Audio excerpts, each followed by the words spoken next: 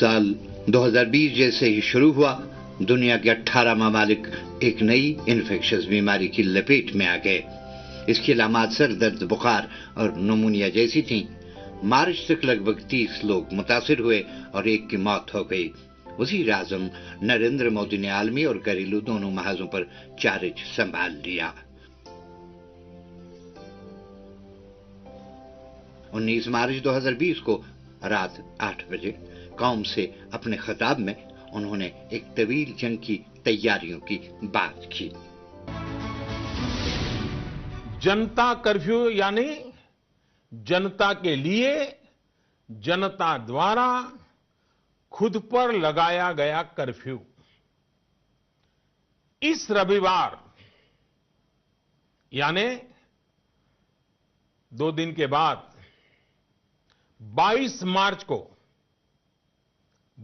मार्च रविवार को सुबह 7 बजे से रात 9 बजे तक सभी देशवासियों को जनता कर्फ्यू का पालन करना है।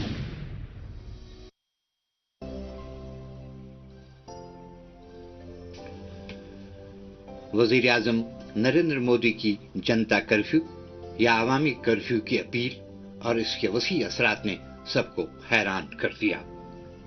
24 मार्च 2020 की आधी रात से अगले 21 दिनों के लिए मुकम्मल लॉकडाउन नाफिज करने का फैसला किया गया।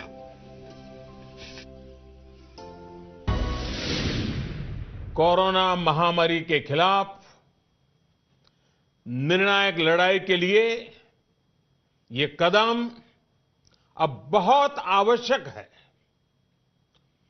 निश्चित तौर पर इन लॉकडाउन की एक आर्थिक कीमत देश को उठानी पड़ेगी, लेकिन एक एक भारतीय के जीवन को बचाना, आपके जीवन को बचाना, आपके परिवार को बचाना, इस समय मेरी, भारत सरकार की, देश की हर राज्य सरकार की, हर स्थानीय निकाय की सबसे बड़ी प्राथमिकता है।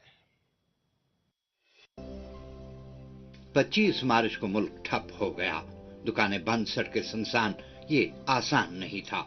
साथ ही इंतशार, अफवाहें, बदएहतिकादी तहुम्मात भी सर उठा रहे थे। वजीर आजम नरेंद्र मोदी इससे पूरी तरह वाकिफ थे। 29 मार्च को एक सरपरस्त के तौर पर प्राइम मिनिस्टर मोदी ने अपने मन की बात प्रोग्राम के जरिए अवाम के तमाम सवालात का जवाब दिया और मस्बत रवैया बरकरार रखने की तरगीब दी।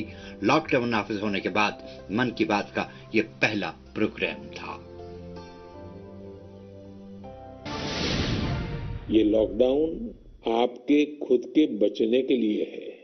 आपको अपने को बचाना है, अपने परिवार को बचाना है। अभी आपको आने वाले कई दिनों तक इसी तरह धैर्य दिखाना ही है, लक्ष्मण रेखा का पालन करना ही है। इस दौरान उत्तर प्रदेश में वजीर आजम नरेंद्र मोदी ने उत्तर प्रदेश के एक ऐसे कुंबे से बात की जो कोविड से मुतासिर हुआ था और उनके तासुरात मन की बात प्रोग्राम में आवाम के साथ शेयर किए। अब उस टाइम बहुत ज्यादा घबरा गए थे शुरुआत में, तो क्योंकि पता ही नहीं था एक्चुअल में कोविड होता क्या है। हमें क्या, डॉक्टरों को भी नहीं पता था, किसी को नहीं पता था कि होता क्या है। तो बस पता लगा कि हाँ भाई कोविड है, तो अब ये आइसोलेट करना है, इतना पता था। तो वो हमें उन्होंने यहाँ पे डिस्ट्रिक्ट हॉस्पिटल में एक रात रखा। नेक्स्ट डे हमारे घर के सब लोगों के टेस्ट हुए, तो उसमें फिर बाकी 4-5 जने और थे हमारे घर में, उनका भी पॉजिटिव आया। तो हम सारे लोग फिर सफदरजंग हॉस्पिटल यहाँ से शिफ्ट करा दिए गए थे। पीएम मोदी के बात करने के बाद तो बहुत अच्छा लगा, इतना मोटिवेट हुए हम। उसके बाद हमने काफी और लोगों को भी मोटिवेट किया। साथ ही प्रधानमंत्री ने लॉकडाउन के दौरान एक दूसरे की मदद करने का आह्वान भी सभी देशवासियों से किया। जब हम वापस आ गए, ठीक हो गए, तो हमको मोदी जी के सेक्रेटरी का फोन आया कि आपसे मोदी जी बात करेंगे। बीच में तो कह रहा हूँ कि हमें लगता था ये ऐसे ही किसी ने कर दिया होगा। क्या अल्टीमेटली मोदी जी से हमारी बात हुई उन्होंने बहुत अच्छी तरह हमारा पूछा, अशोक जी क्या हाल है आपका। उन्होंने फिर ये कहा कि आप कुछ जो आपसे बन सके गरीबों का बना खाने का या कुछ भी है वो थोड़ा आप इन लोगों का कर सके। तो हमने फिर अपनी सोसाइटी में जो भी लोग हमारे में, हमने सबको ये मोटिवेट किया, देखो जी प्रधानमंत्री जी ने फ़ोन किया, हमारी तो हिम्मत बढ़ गई। तो हमसे किसी ने कहा, हमने कहा अरे कोई चिंता नहीं है, कुछ नहीं हो रहा, और ईश्वर की दया से उसके बाद कुछ हमारे मिलने वालों को किसी को कुछ नहीं। वजीर आजम की अपील पर लोगों ने एक दूसरे को मदद के लिए हाथ बढ़ाया। वबा के खिलाफ जंग में कुछ लोगों ने जरूरतमंदों को खाना खिलाया और कुछ लोगों ने उनके कयाम का इंतजाम किया, जबकि कुछ लोगों ने अवाम में मास्क, दस्ताने, सैनिटाइजर्स मुफ्त तकसीम किए। भारत में कोरोना के खिलाफ लड़ाई जनता लड़ रही है, आप लड़ रहे हैं। जनता के साथ मिलकर शासन प्रशासन लड़ रहा है। भारत जैसा विशाल देश जो विकास के लिए प्रयत्नशील है, गरीबी से निर्णायक लड़ाई लड़ रहा है, उसके पास कोरोना से लड़ने और जीतने का यही एक तरीका है।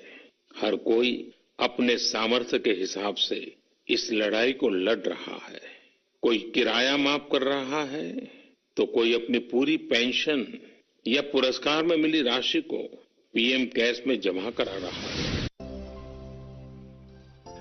त्रिपुरा अगरतला के गौतम दास ऐसे शख्स थे जो सब्जी बेचने का काम करते थे, लेकिन मुश्किल वक्त में उनके जज्बात दीदनी थे। वजीर आजम की अपील पर उन्होंने अपना काम छोड़कर दूसरों के लिए खाना परोसना, खाना खिलाना शुरू कर दिया। मन की बात ये दिन प्रधानमंत्री मेरा नाम लिया। त्रिपुरा में गौतम जी हर दिन खाना देते हैं, वो नाम तो मेरा लिए बहुत अच्छा लगता है। वजीर आजम की जानिब से आफत को मौका बनाने की अपील कारगर साबित हुई। लॉकडाउन के दौरान लोग जिद्दत और तख्लीकी कामों में दिल जान से शामिल हुए। कोरोना काल में मैंने अपने क्षेत्र और नगर में अपनी स्प्रेयर मशीन में कुछ बदलाव करके सैनिटाइजर का छिड़काव किया। साथ ही सटाना नगर परिषद को पूरे गांव में सैनिटाइजर का छिड़काव के लिए निःशुल्क मशीन दी। मैंने कभी नहीं सोचा था कि श्रीमान मोदी जी मेरे इतने छोटे से काम की सराहना करेंगे और मन की बात कार्यक्रम मेरा नाम लेंगे। यह मेरे और मेरे परिवार के लिए बहुत बड़ा आश्चर्य था। लॉकडाउन को पूरा 1 महीना गुजर चुका था। मई का महीना शुरू हो चुका था। लॉकडाउन में कुछ नरमी के साथ मजीद 2 हफ्ते की तौसीक कर दी गई थी। इस वक्त जब लोग बेसब्र थे और कुछ लापरवाह भी थे, वजीर आजम मोहतात थे। वो जानते थे कि मन की बात के जरिए लोगों से वायरस से होशियार और खबरदार रहने की अपील की जाएगी। जब मैंने पिछली बार आपसे मन की बात की थी, तब पैसेंजर ट्रेनें बंद थी, बसें बंद थी, हवाई सेवा बंद थी। इस बार बहुत कुछ खुल चुका है। श्रमिक स्पेशल ट्रेनें चल रही हैं, अन्य स्पेशल ट्रेनें भी शुरू हो गई हैं। तमाम सावधानियों के साथ हवाई जहाज उड़ने लगे हैं। धीरे धीरे उद्योग भी चलना शुरू हुआ है, यानी अर्थव्यवस्था का एक बड़ा हिस्सा अब चल पड़ा है, खुल गया है। ऐसे में हमें और ज्यादा सतर्क रहने की आवश्यकता है। 2 गज की दूरी का नियम हो, मुंह पर मास्क लगाने की बात हो सके तो वहां तक घर में रहना हो। ये सारी बातों का पालन, उसमें जरा भी ढिलाई नहीं बरतनी चाहिए। उस वक्त मन की बात प्रोग्राम और वजीर आजम का मकालमा लोगों को नई हिम्मत, ताकत और उम्मीद दे रहा था कि वो अपने ख्वाबों को पूरा कर सकें। वजीर आजम की दरख्वास्तें और अपीलें न सिर्फ बराह रास्त अवाम तक पहुंच रही थी, बल्कि इतनी ही मौसर भी थी। वबाई अमराज के दरमियान प्रधानमंत्री गरीब कल्याण योजना के तहत 80 करोड़ लोगों को मुफ्त राशन फराहम किया जा रहा था, जबकि वजीर आजम पीपीई किट्स, टेस्ट किट्स, अस्पतालों में काफी बिस्तरों और डॉक्टरों के इंतजाम के बारे में फिक्रमंद थे। अवाम गरीब कल्याण योजना के तहत जनधन खातों के जरिए पसमानदा लोगों को नकद इमदाद भी दी गई थी। चैलेंजों पर जीत का मंत्र मन की बात के जरिए लोगों तक पहुंचता रहा। साथियों, मुश्किलें आती हैं, संकट आते हैं, लेकिन सवाल यही है कि क्या इन आपदाओं की वजह से हमें साल 2020 को खराब मान लेना चाहिए? क्या पहले के 6 महीने जैसे बीते उसकी वजह से ये मान लेना कि पूरी साल ही ऐसा है? क्या ये सोचना सही है? जी नहीं, मेरे प्यारे देशवासियों, बिल्कुल नहीं। एक साल में एक चुनौती आए या 50 चुनौती आए, नंबर कम ज्यादा होने से वो साल खराब नहीं हो जाता। भारत का इतिहास ही आपदाओं और चुनौतियों पर जीत हासिल कर और ज्यादा निखर कर निकलने का है। रफ्ता रफ्ता जुलाई, अगस्त, सितंबर, अक्टूबर गुजरे और नवंबर आ गया। नवंबर के आखिर तक हिंदुस्तान को एक दिन में 1.5 मिलियन कोविड-19 टेस्ट करने की सलाहियत मिल गई थी और वो रोजाना तकरीबन 9 लाख टेस्ट भी कर रहा था। इस दौरान दुनिया में वैक्सीन की बहस जोरों पर थी। बदकिस्मती से भारत की सलाहियतों पर शकूक व शुबहात का इजहार किया जा रहा था। भारत की साइंसी सलाहियतों पर मुल्क के अंदर भी इबहाम के बादल छाए जा रहे थे। मनफी शबीह बनाने की कोशिश की जा रही थी। ताहम वजीर आजम मोदी को मुल्क की सलाहियत और टेक्नोलॉजी पर अटल एतमाद था। उन्होंने साइंसदानों की हौसला अफजाई की। भारत में भी वैक्सीन की तैयारी के लिए इकदाम किए जा रहे थे। वजीर आजम का मकसद एक ऐसी मकामी कोविड वैक्सीन तैयार करना था जो सस्ता होने के साथ साथ मौसर और सबके लिए काबिल रसा भी हो। करीब करीब 1 साल हो रहे हैं जब दुनिया को कोरोना के पहले केस के बारे में पता चला था। तब से लेकर अब तक पूरे विश्व ने अनेक उतार चढ़ाव देखे हैं। लॉकडाउन के दौर से बाहर निकलकर अब वैक्सीन पर चर्चा होने लगी है, लेकिन कोरोना को लेकर किसी भी तरह की लापरवाही अब भी बहुत घातक है। हमें कोरोना के खिलाफ अपनी लड़ाई को मजबूती से जारी रखना है। और फिर साल 2021 आया। साल के आगाज में हिंदुस्तान के पास वैक्सीन की तैयारी की मशकों के एदाद-ओ-शुमार थे। 3 जनवरी को ड्रग कंट्रोलर जनरल ने मकामी साख्ता वैक्सीन कोविशील्ड और कोवैक्सीन की मंजूरी दे दी। मकामी तौर पर तैयार करदा कोविन ऐप ने वैक्सीनेशन के लिए रजिस्ट्रेशन से लेकर वैक्सीन स्टॉक और ट्रैकिंग तक पूरे निजाम को संभाला। आखिरकार 16 जनवरी 2021 को सुबह 10:30 बजे कोविड-19 के खिलाफ वैक्सीनेशन मुहिम शुरू हुई। कोविन ऐप दुनिया में पजीराई हासिल कर रही थी। दुनिया में कोविन जैसी कोई दूसरी एप्लीकेशन इतनी बड़ी आबादी और इस टेक्नोलॉजी की वजह से नहीं थी। मार्च में ही कोविड के खिलाफ हिंदुस्तानी आवाम की लड़ाई को 1 साल मुकम्मल हो गया था। मेरे प्यारे देशवासियों, पिछले वर्ष ये मार्च का ही महीना था। देश ने पहली बार जनता कर्फ्यू शब्द सुना था, लेकिन इस महान देश की महान प्रजा की महाशक्ति का अनुभव देखिए। जनता कर्फ्यू पूरे विश्व के लिए एक अचरज बन गया था। अनुशासन का ये अभूतपूर्व उदाहरण था। आने वाली पीढ़ियां इस एक बात को लेकर के जरूर गर्व करेगी। उसी प्रकार से हमारे कोरोना वॉरियर्स के प्रति सम्मान, आदर, थाली बजाना, ताली बजाना, दिया जलाना, आपको अंदाज नहीं है कोरोना वॉरियर्स के दिल को कितना छू गया था वो। और वही तो कारण है जो पूरी साल भर वे बिना थके, बिना रुके डटे रहे। देश के एक एक नागरिक की जान बचाने के लिए जी जान से जूझते रहे। पिछले साल इस समय सवाल था कि कोरोना की वैक्सीन कब तक आएगी। साथियों, हम सबके लिए गर्व की बात है कि आज भारत दुनिया का सबसे बड़ा वैक्सीनेशन प्रोग्राम चला रहा है। कोविड के खिलाफ फैसलाकुन जंग के दरमियान मुल्क में वबाई मर्ज की दूसरी लहर आ गई। अस्पतालों में ऑक्सीजन की तलब अचानक बढ़ गई। अद्वियात कंपनियों से लेकर हेल्थ वर्करों तक सब पर अचानक बोझ पड़ गया। ओमिक्रॉन वेरिएंट के जेर असर आने वाले लोगों के सब्र और तवक्कात को थामते हुए वजीर आजम ने एक बार फिर उनकी हौसला अफजाई की। पीएम मोदी ने अपने मन की बात प्रोग्राम में सेहत कारकुनों से बात की और लोगों को मुल्क की सलाहियतों और इसकी कोशिशों से वाकिफ कराया। कोविड के टाइम जब उन्होंने हमसे अप्रैल 2021 में बात किया था, तब डेल्टा वेव पीक भी थी और बहुत भय था, लोगों में बहुत घबराहट थी। और वो घबराहट निकालने में उन्होंने सबके साथ बात करके उन्होंने एक ही चीज देखा कि हमारे लोगों में जो फियर और पैनिक नहीं रहे, और इसी साथ फियर पैनिक निकालने में उनका बड़ा बहुत हाथ था।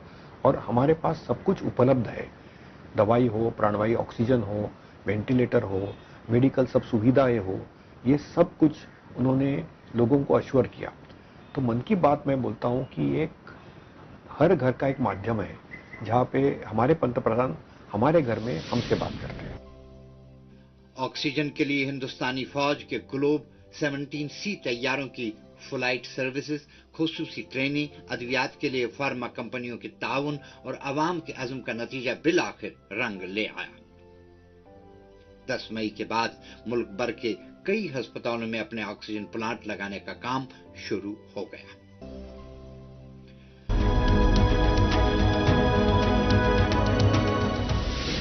साथियों, जब सेकंड वेव आई, अचानक से ऑक्सीजन की मांग कई गुना बढ़ गई, तो बहुत बड़ा चैलेंज था। मेडिकल ऑक्सीजन का देश के दूर सुदूर हिस्सों तक पहुंचाना अपने आप में बड़ी चुनौती थी। ऑक्सीजन टैंकर ज्यादा तेज चले, छोटी सी भी भूल हो तो उसमें बहुत बड़े विस्फोट का खतरा होता है। इंडस्ट्रियल ऑक्सीजन का उत्पादन करने वाले काफी प्लांट देश के पूर्वी हिस्सों में हैं। वहां से दूसरे राज्यों में ऑक्सीजन पहुंचाने के लिए भी कई दिन का समय लगता है। देश के सामने आई इस चुनौती में देश की मदद की क्रायोजेनिक टैंकर चलाने वाले ड्राइवर्स ने, ऑक्सीजन एक्सप्रेस ने, एयरफोर्स के पायलट्स ने, ऐसे अनेकों लोगों ने युद्ध स्तर पर काम करके हजारों लाखों लोगों का जीवन बचाया।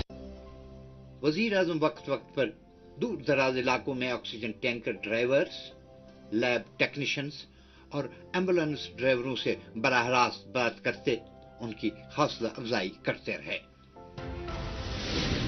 मुझे गर्व है, एक पीएम मोदी जी ने एक ड्राइवर से, एम्बुलेंस से जिंदगी में पहली बार किसी पीएम ने ऐसी मन की बात में और हमें लिया, ड्राइवर की इतनी अहमियत समझी। क्योंकि आप आजकल सोच सकते हो भाई ये तो ड्राइवर है, नॉर्मली कोई वैल्यू नहीं समझता है, वीआईपी हो। इस हमारे लिए तो गर्व की बात है सर, उस टाइम इन्होंने सर ने हमारे लिए रिक्वेस्ट या हमारे से बात। देश का प्रधानमंत्री एक सामान्य नागरिक को और एक सामान्य व्यक्ति से बात करता है, तो उन्होंने हमारे काम को माना, सराहा और देश और दुनिया के सामने प्रस्तुत किया। तो ये मेरे जैसे लाखों लैब टेक्नीशियन के लिए बहुत ही गर्व का पल था। उनको आपकी भी फिक्र है, उनको देश की भी फिक्र है और उनको पूरी जनता की भी फिक्र है। यही चीज निकल के मन की बात में उस दिन सामने आई थी और उसके बाद से सबका साहस बढ़ा, मरीज का भी साहस बढ़ा। जब उनसे उन्होंने बाद में बात करी थी, मरीज को भी बहुत अच्छा लगा और सबका साहस बढ़ा। और उसी साहस के कारण हम 2 साल में कोविड पे जितनी भी वेव्स आई, हम हर बार उसको अच्छे से निकाल पाए। हमारे यहाँ क्षति सबसे कम रही है दुनिया के स्टैटिस्टिक्स अगर आप देखें तो। हम आभारी हैं हमारे प्रधानमंत्री जी के कि उन्होंने हमेशा हमारा हौसला अफजाई रखा। ये तमाम इज्तिमाई कोशिशों का नतीजा था कि हिंदुस्तान इस सदी की सबसे बड़ी वबाई बीमारी से अपने तौर लड़ रहा था। मुल्क हर महाज पर वक्त से पहले तैयार था। यहां तक कि हिंदुस्तान ने कोविड-19 के खिलाफ लड़ने के लिए दुनिया के तमाम ममालिक को वैक्सीन दस्तयाब कराई हैं। हिंदुस्तान ने अपनी मकामी तौर पर तैयार करदा वैक्सीन के खिलाफ तमाम मनफी प्रोपगंडे का भी भरपूर जवाब दिया। During COVID, we've been working on Covaxin, a vaccine for COVID, and things were moving a little slow. The Honorable Prime Minister, Modi Saab, came to our plant, inquired how you can speed up the process, how you can make it happen in the vaccine. He really motivated all our scientists in the company, and we are honored for his visit, and I think we inspired, and that is how we made things to happen quickly, the vaccine development, with all the international regulatory compliances met. And having 27 publications of international journal is not an easy task in a problem of geopolitics when global vaccines are coming into the market. And I'm really honored to give this statement because our Honorable Prime Minister's 100th episode of Man Ki Baat program, I really sincerely, I hear that his program very constantly. It gives the small issues and it takes it as an entire country, how the small issue can have an impact in the society. That's what inspires me. कोविड-19 के खिलाफ मुल्क की फैसलाकुन लड़ाई जारी रही। कुछ ही वक्त में हिंदुस्तान ने अपने लोगों को 100 करोड़ खुराकें देने का निशाना अबूर कर लिया, जो कि दुनिया में एक रिकॉर्ड था। 100 करोड़ वैक्सीन डोज का आंकड़ा बहुत बड़ा जरूर है, लेकिन इससे लाखों छोटी-छोटी प्रेरक और गर्व से भर देने वाली अनेक अनुभव, अनेक उदाहरण जुड़े हुए हैं। बहुत सारे लोग पत्र लिखकर मुझसे पूछ रहे हैं कि वैक्सीन की शुरुआत के साथ ही कैसे मुझे यह विश्वास हो गया था कि इस अभियान को इतनी बड़ी सफलता मिलेगी। मुझे ये दृढ़ विश्वास इसलिए था क्योंकि मैं अपने देश के लोगों की क्षमताओं से भली भांति परिचित हूं। मैं जानता था कि हमारे हेल्थ केयर वर्कर्स देशवासियों के टीकाकरण में कोई कोर कसर नहीं छोड़ेंगे। मन की बात प्रोग्राम की वसातत से वजीर आजम ने दूर अफ्तादा इलाकों में तिब्बी अमले से बात करके उनकी हौसला अफजाई की।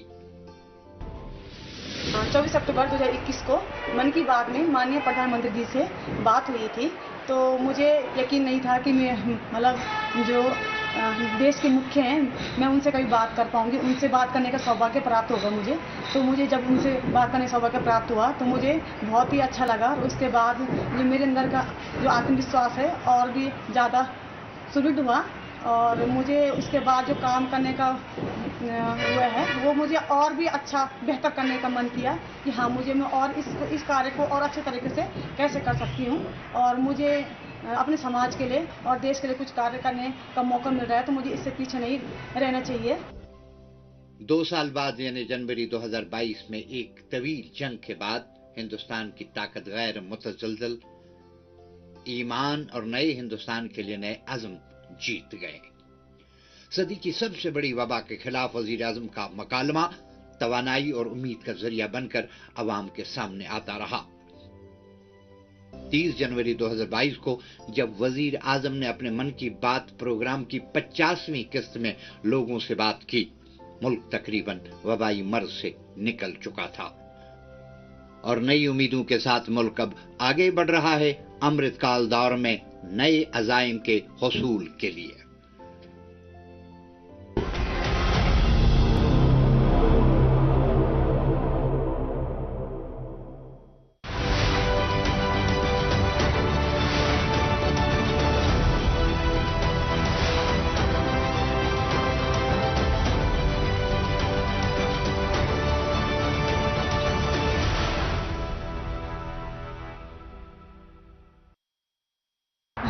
सोचित है क्यों तम खोत तेज यानी स्पीड प्लस बेये प्रत 5G स्मार्टफोनस खतर बनियोमुत यानी टेक्नोलॉजी प्लस ते ये क्या छो एयरटेल